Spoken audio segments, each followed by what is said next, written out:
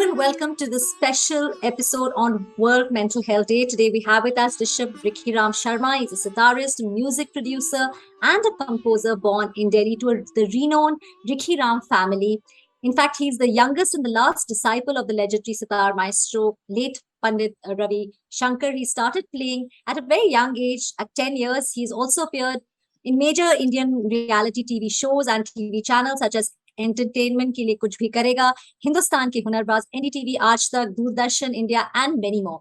Rishabh, thank you so much for joining us today. Thank you. Namaskar. Namaskar. Rishabh, the first thing what I would like to ask you here is take us through your journey. I mean, you're one of the youngest Indian sitar players. Just tell us about it.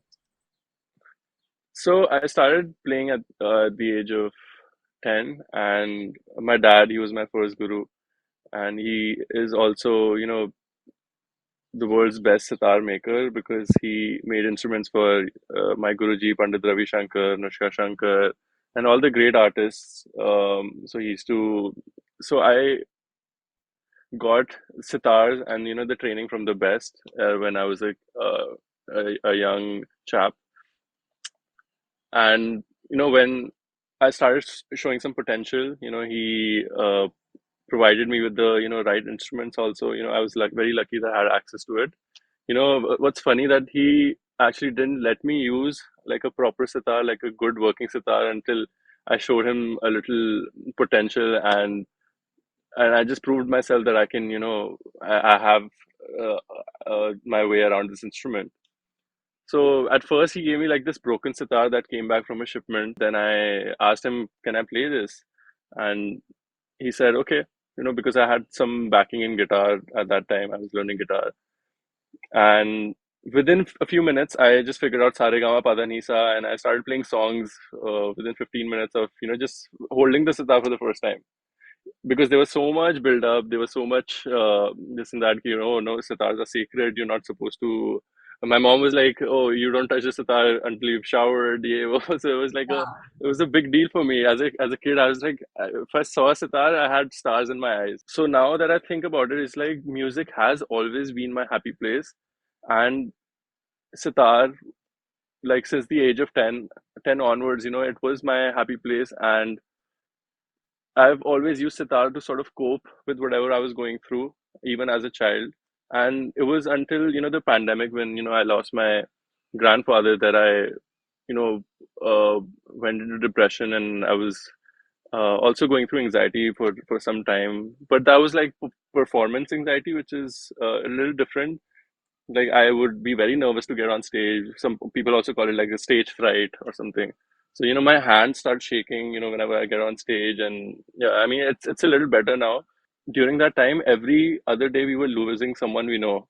It was, What was you were in happening Delhi, around each one of us? Yeah. Yeah, and so much loss of life, and I just needed an outlet, and I, seeked out for help. I went online looking for, therapists around my neighborhood, because I was like, this is it. I cannot live like this. I need to fix myself. The mental health system here is so expensive if you don't have insurance. Even if you have insurance, you don't get a right therapist The or council. someone good for like 2 months down the road. Hmm. So there was like a 2 months waiting just to get like the first appointment for therapy. So I was like, I don't know what to do. I'll just go to a psychiatrist, like, and just beg them to like, hear me out. So that's what I did. There was a very nice gentleman. There was a very nice doctor here by my house who I started talking to him, just like treating it like a therapy session. And he was like, Rishabh, you are, there's nothing like severe with you. So you don't need any medication. You just need some therapy. And, you need to go back to your instrument because you are not practicing it anymore because you've left it. I think that is your happy place. After that, I just started to let my feelings out through the sitar. I started going live on Clubhouse. Clubhouse was a very big platform during the pandemic, and I started doing Yeah. these Instagram live sessions where I would just come out and play just for my own sake, nothing for anyone else. It was just for me to fight my own performance anxiety and just share my story.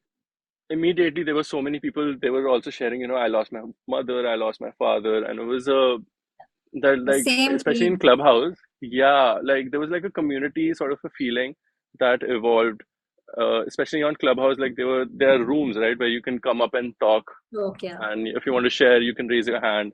So that was like a beautiful community type setting where everyone was being vulnerable and sharing, Mm. and grieving together.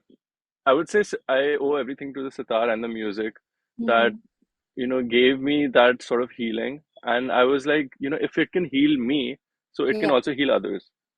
So I absolutely. wanted to take it out to the open. I started calling them sitar for mental health sessions. How does music Yeah. promote positive mental health, and how do you think music has been connected to healing and spiritual growth? See, especially our music, traditional classical music, is very deeply rooted in meditation. And meditation, there's enough evidence that meditation helps with your psyche. So we do a quick breathing exercise for about like 10-15 minutes, and then I sort of lead them on to the alap and jor section, which is purely Mm. classical music, which was taught by my gurus.